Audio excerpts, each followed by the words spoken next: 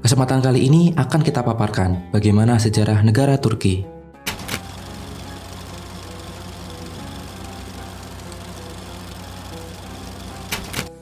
Turki sejak zaman prasejarah atau pada zaman dahulu disebut Anatolia, berada di lokasi strategis dunia. Wilayahnya berada di antara Asia dan Eropa.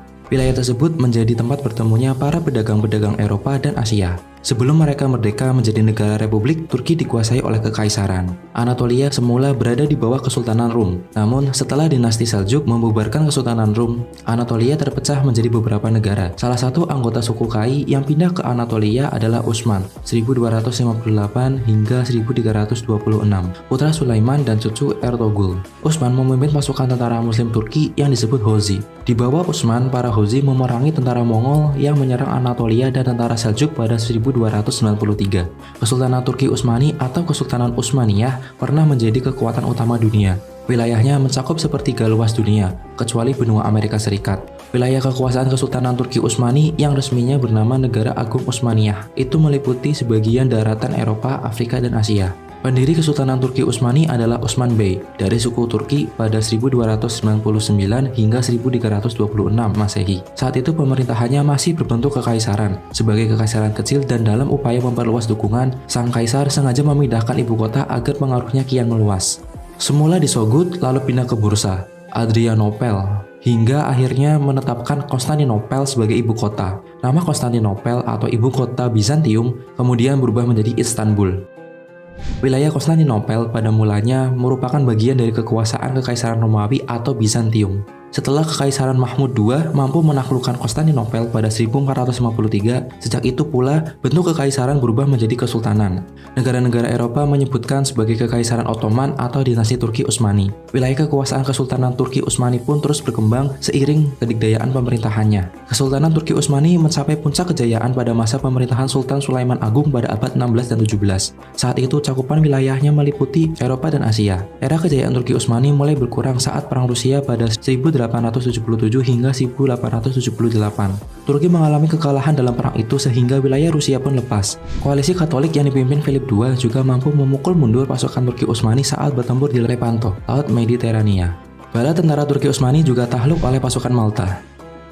Kesultanan Turki Utsmani sempat bangkit dan mampu memulihkan keadaan sehingga memaksa pasukan Venesia mengadakan perjanjian damai. Turki juga kalah dalam perang melawan Austria. Beberapa wilayah Turki harus diserahkan ke Austria, termasuk Serbia.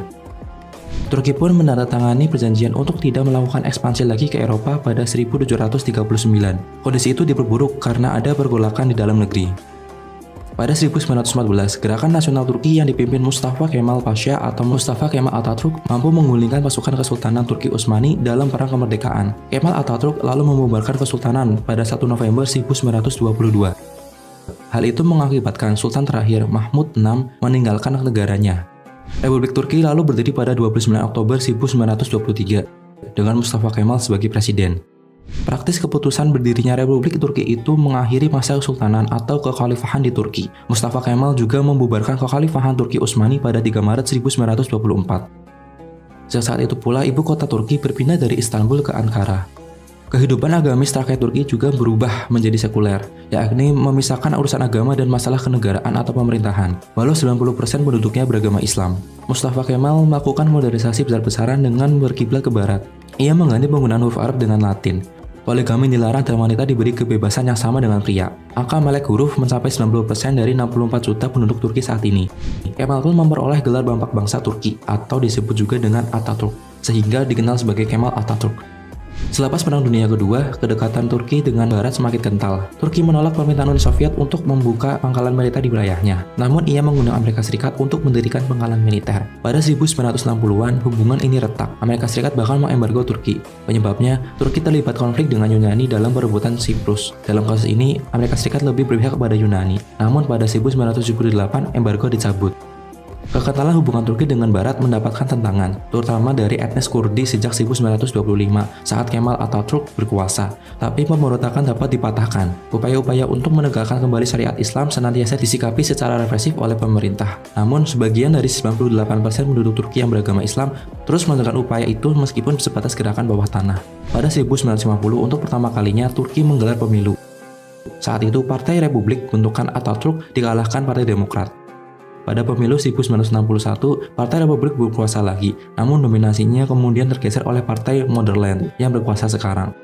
Pas pemilu pertama dan pada 1980, Turki mengalami krisis politik yang membuat militer sempat mengambil alih kekuasaan. Saat ini, Turki dipimpin oleh Presiden Recep Tayyip Erdogan.